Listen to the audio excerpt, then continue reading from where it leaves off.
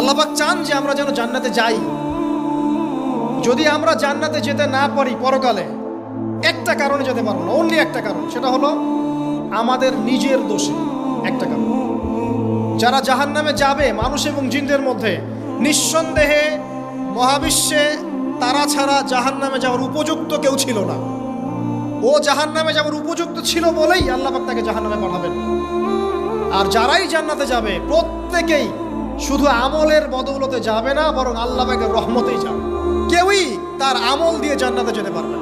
নবী সাল্লাল্লাহু আলাইহি ওয়াসাল্লাম এমন ভাষ্য বলছেন, ইল্লা আনা, আমিও না, ইল্লা বি রাহমাতিল্লাহ, আমিও নয়, তবে আল্লাহ পাকের দয়া আমাকে ঘিরে ধরবে, আল্লাহ পাকের রহমত যাদের উপরে বর্ষিত হবে তারাই জান্নাতে যাবে ইনশাআল্লাহ। কে আমল দিয়ে যেতে পারবে।